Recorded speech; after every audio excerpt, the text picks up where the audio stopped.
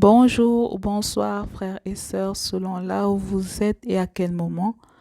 Alors suite à la vidéo précédente, je suis de retour aujourd'hui pour vous transmettre l'un des messages que j'ai reçus au sujet de ces péchés que nous commettons faute de connaissance, d'accord?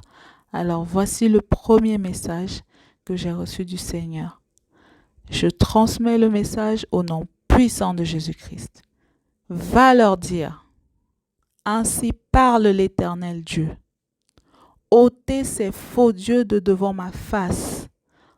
Ensuite, il m'a présenté comme des affiches avec des images comme des statues. En fait, j'ai compris des représentations de Jésus, d'accord. Ensuite, il a poursuivi en disant: ôtez ces faux dieux de devant ma face. Ensuite, il m'a présenté une image qui symbolisait un peu une représentation de la Vierge Marie, c'est ce que j'ai compris, avec une statue. Et il y avait une personne qui, comme se prosternait devant, comme pour prier. Et après, il m'a présenté d'autres personnages et j'ai compris qu'ils étaient en fait considérés comme des saints, d'accord, pour certaines personnes. Et ces personnes s'agenouillaient devant et priaient également.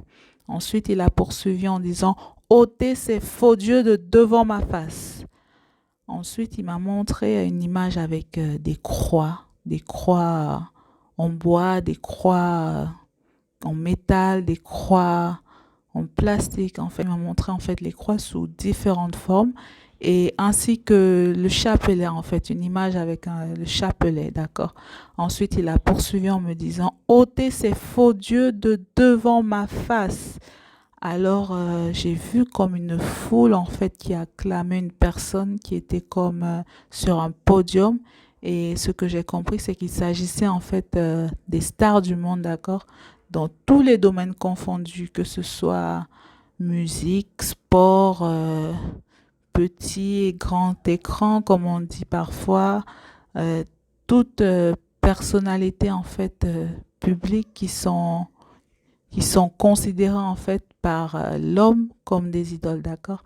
Toute personne publique que l'homme considère en quelque sorte comme une idole, et mais aussi toute personne qui occupe une grande place dans la vie d'un homme, c'est-à-dire qui prend la première place dans la vie d'un homme devant Dieu, d'accord?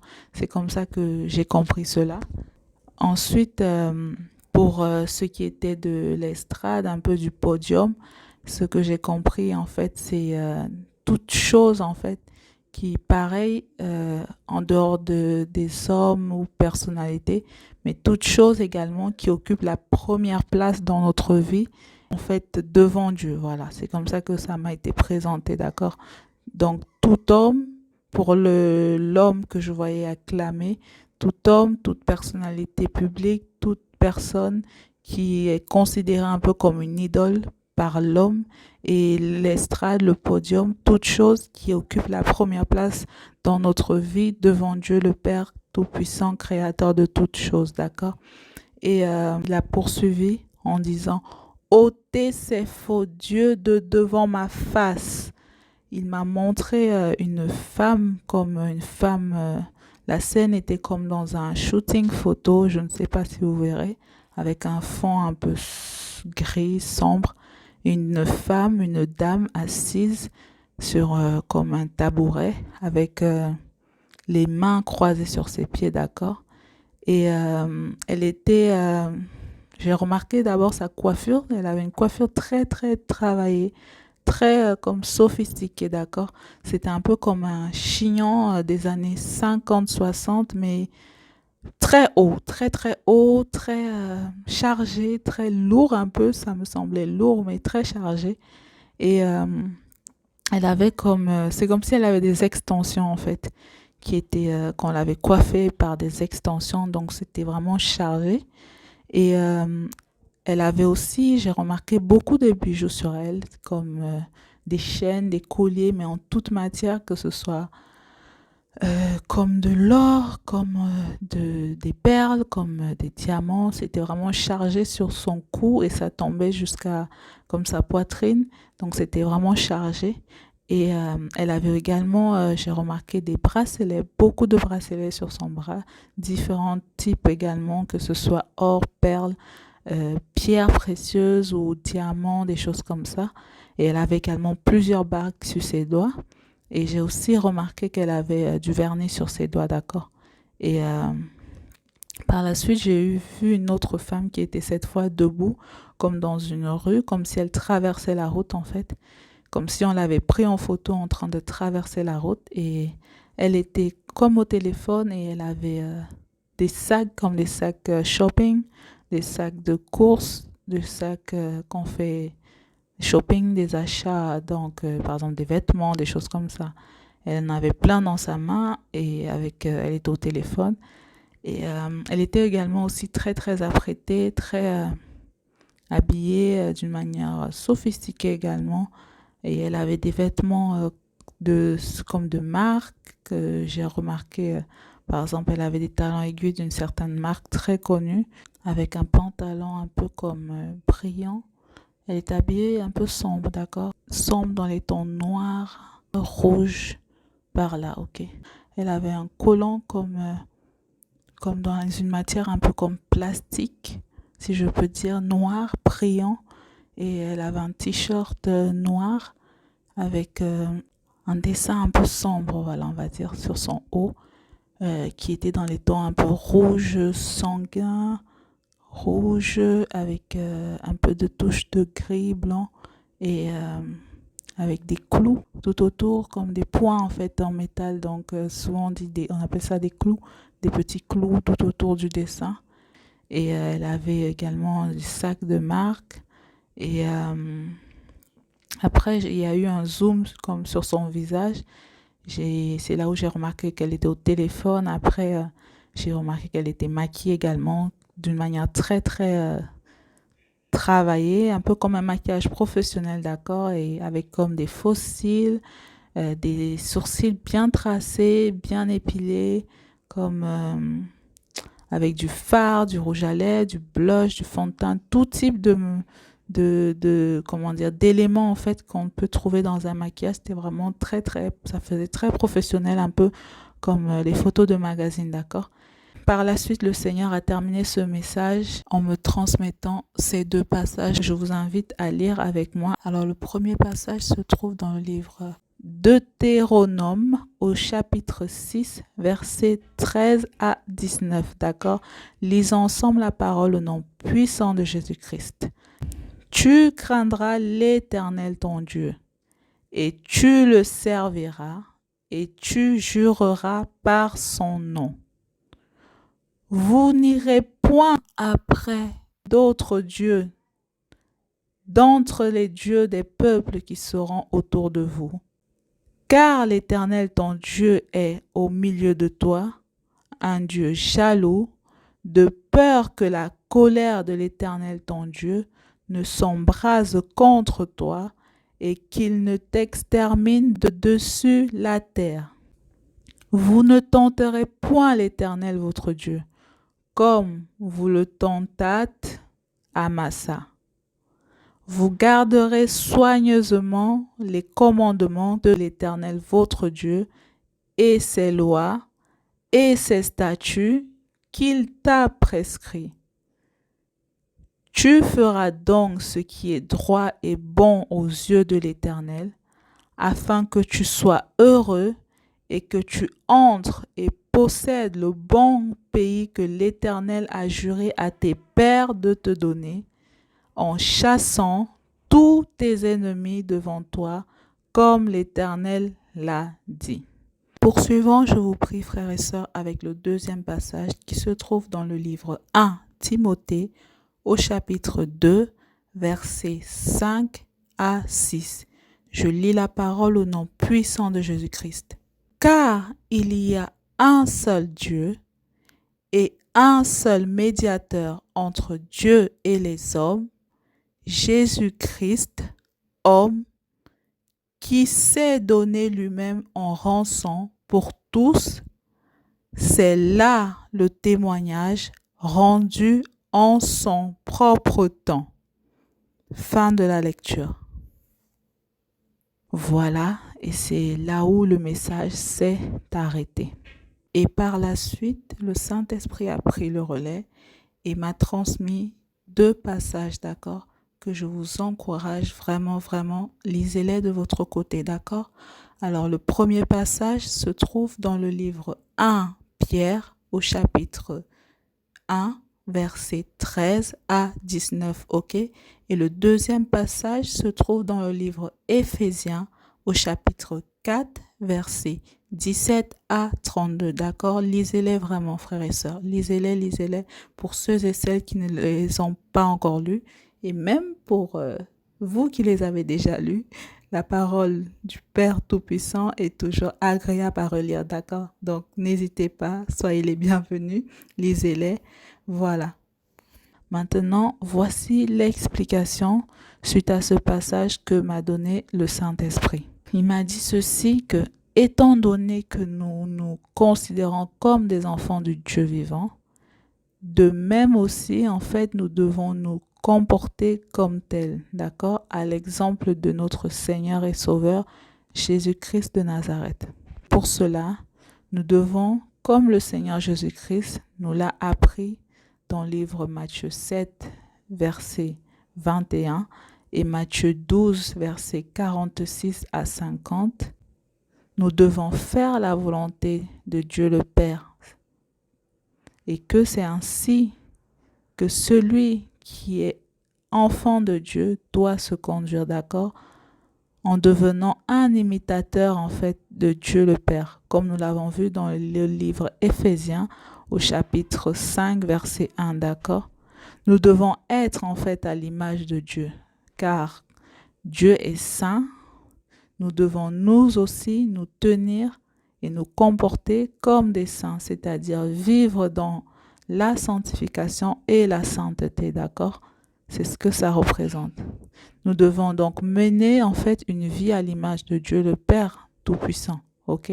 Que nous considérons comme notre Père, d'accord?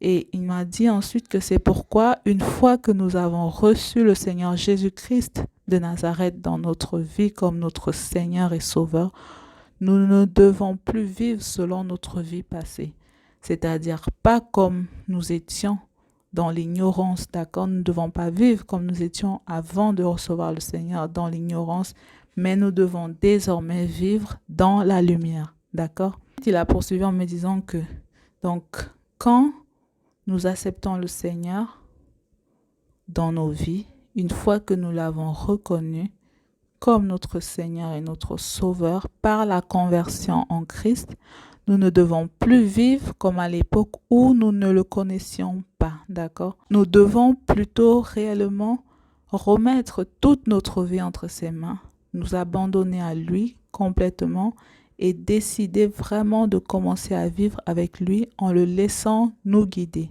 d'accord? C'est-à-dire selon sa parole en fait. Donc justement en le prenant pour exemple, d'accord? Non pas en voulant être parfait comme lui, car c'est impossible à l'homme, d'accord? Mais plutôt en respectant comme lui la volonté de Dieu le Père, en démontrant comme lui notre amour pour Dieu le Père, non pas par la bouche, comme nous l'avons vu dans les autres messages précédemment, mais par le cœur, d'accord? Nous ne devons pas essayer en fait devenir des Jésus, d'accord? C'est impossible, personne ne peut être Jésus, personne ne peut prendre la place de Dieu, d'accord? Il m'avait illustré par exemple un enfant, son parent essaie de nettoyer une table par exemple, et l'enfant, un petit enfant, essaie d'imiter le parent. Il imite, mais ça ne veut pas dire qu'il fera aussi bien que son parent, d'accord? Mais il imite. Donc c'est cet exemple-là. Nous ne devons pas en fait essayer de prendre la place, d'accord? Le but n'est pas de prendre la place, mais le but est de faire comme, d'accord? De faire comme, de prendre exemple sur, ok? Ce n'est pas de vouloir être le parent. Un enfant ne peut pas remplacer la place du parent. Donc de même, nous ne pouvons pas être des Jésus ou devenir Dieu. C'est impossible. Mais nous devons prendre exemple, faire comme, devenir comme la parole le déclare, des imitateurs du Dieu vivant, ok? Voilà. Donc, justement pour cela, nous devons justement aimer Dieu par le cœur, d'accord? C'est-à-dire en agissant selon la parole de Dieu le Père Tout-Puissant. Et pour pouvoir justement le faire, nous devons nous dépouiller, d'accord? Nous dépouiller, c'est-à-dire nous détacher, nous débarrasser de toute emprise de l'ennemi, de toute doctrine de l'ennemi, de toute œuvre de l'ennemi, d'accord? C'est-à-dire nous dépouiller de tout ce qui n'appartient pas à Dieu, c'est-à-dire nous débarrasser de tout ce qui n'est pas de Dieu, c'est-à-dire nous dépouiller de tout ce qui est contraire à sa volonté, à la volonté de Dieu. Nous débarrasser de tout ce qui n'est pas la parole du Dieu vivant. D'accord? Et c'est ce qui est illustré par toutes les choses, en fait, qui occupent une grande place dans notre vie, au point de placer, en fait, Dieu le Père Tout-Puissant au second plan, d'accord? C'est ce qui m'a expliqué pour faire écho au message du Seigneur, ok? Donc, toutes ces choses, en fait, qui nous poussent, en fait, à être justement des idolâtres, toutes ces choses qui prennent la première place dans notre vie, devant Dieu le Père Tout-Puissant, notre Créateur, nous poussent à être des idolâtres et deviennent des idoles, en fait, pour nous. Et c'est-à-dire que nous mettons plus notre cœur comme notre foi en ces choses-là, comme nous les mettons en première place, et donc ça fait que Dieu le Père Tout-Puissant, notre Créateur, il se retrouve au second plan. D'accord? Or, Dieu, notre Créateur, Dieu le Père Tout-Puissant, que nous aimons, doit toujours avoir la première place dans notre cœur, d'accord? Si nous l'aimons et le considérons vraiment comme notre Père Tout-Puissant, d'accord? Comme la parole le déclare, nous devons l'aimer de tout notre cœur et de toute notre âme. C'est le premier commandement, ok? Donc voilà, si quelque chose ou une personne prend plus de place, prend la première place dans notre cœur, si nous aimons quelqu'un d'autre ou quelque chose d'autre de tout notre cœur, de toute notre âme par rapport à Dieu, ça veut dire que nous plaçons cette chose-là au-dessus de Dieu. Voilà ce qu'il m'a expliqué. Et par la suite, justement, suite à ce message, ça m'a fait écho en fait à ce qui est couramment en fait défini comme étant un dépouillement interne et externe, d'accord, dont ont parlé certains frères et sœurs, d'accord. Et du coup, le Saint-Esprit me l'avait présenté comme ceci, que c'est le fait justement de se débarrasser de tout ce qui n'est pas de Dieu à l'intérieur de nous, d'accord. Donc, tout ce qui est invisible à l'œil humain, mais qui est visible par Dieu, d'accord? Mais aussi à l'extérieur de nous, c'est-à-dire tout ce qui peut se voir, tout ce qu'on peut montrer, présenter, représenter à l'extérieur qui n'est pas de Dieu, ok? Et pour illustrer le point de vue interne, il m'a présenté par exemple le fait de se débarrasser justement de tout sentiment, toute pensée impure, d'accord, comme par exemple la colère sans raison, la rancune, la jalousie, les mauvaises pensées, etc., d'accord. Et pour mieux comprendre ce point de vue de dépouillement interne, je vous encourage et vous invite à lire ces passages, ok? Donc le premier, vous pouvez prendre le livre 1 Corinthiens au chapitre 13 et ensuite lire tout le livre 1 Corinthiens, d'accord? Et vous pouvez également lire le livre 1 Timothée au chapitre 2, d'accord? Mais également les passages que nous avions vus ensemble, que nous avions partagés dans la vidéo précédente, que je vous mettrai en lien, ok? Et pour ce qui est du point de vue externe, c'est-à-dire du dépouillement externe, il m'a donné comme exemple qu'il peut s'agir par exemple de tout élément en fait de représentation, d'apparence, de symboles, d'appartenance, d'objets, de rituels, etc. D'accord? Et pour vous illustrer cela, je vous encourage également à lire ce passage que m'a transmis le Saint-Esprit, le livre 1 Timothée au chapitre 2, verset 9 par exemple, pour vous mes sœurs, pour nous mes sœurs, et mes frères aussi. Et pour mieux comprendre l'intérêt du passage, lisez également le livre Apocalypse au chapitre 17, d'accord? Je vous encourage également à lire le passage qui se trouve dans le livre 1 Corinthiens au chapitre 11, versets 1 à 6, mais aussi dans le livre Apocalypse au chapitre 2, versets 12 à 29, d'accord? Je vous encourage vraiment à tous et à toutes à lire, à bien lire tous ces passages, d'accord? Et en vous laissant guider par le Saint-Esprit du Dieu vivant. Et n'oubliez pas, si ça peut vous aider, comme nous l'avons vu dans la vidéo précédente, à prendre des notes, à marquer certains passages qui vous interpellent, à noter ce que vous avez appris, guidé par le Saint-Esprit. Donc, n'hésitez vraiment pas, d'accord? Et donc, retenez bien ceci. Tous les passages que je vous partage, ok, qui m'ont été remis de vous partager, il s'agit d'une première approche, d'accord? Il s'agit d'une première approche en lisant ces passages qui m'ont été remis de vous partager, d'accord? Donc, cela nous présente déjà beaucoup d'informations, nous révèle déjà beaucoup d'éléments sur la parole du Dieu vivant, d'accord? Mais pour être guidé au quotidien, cherchez toujours la face de Dieu le Père Tout-Puissant, d'accord? Et demandez-lui de vous guider et de vous expliquer chacun de vous individuellement au quotidien ce qu'il attend de vous, d'accord? Ce qui va, ce qui ne va pas et ce qu'il faut améliorer, d'accord? Et demandez-lui comment faire, ok? Faites toujours du Saint-Esprit de Dieu votre allié quotidien, d'accord? Et il vous enseignera au quotidien, d'accord? Comme il m'enseigne, vous aussi, vous tous qui avez reçu le Seigneur dans vos vies, d'accord? Vous êtes baptisés du Saint-Esprit, ok? Vous êtes tous et toutes baptisés du Saint-Esprit. Vous tous et toutes qui êtes convertis en Christ, qui avez accepté le Seigneur Jésus-Christ dans vos vies, comme Seigneur et Sauveur. Vous êtes baptisés du Saint-Esprit, d'accord?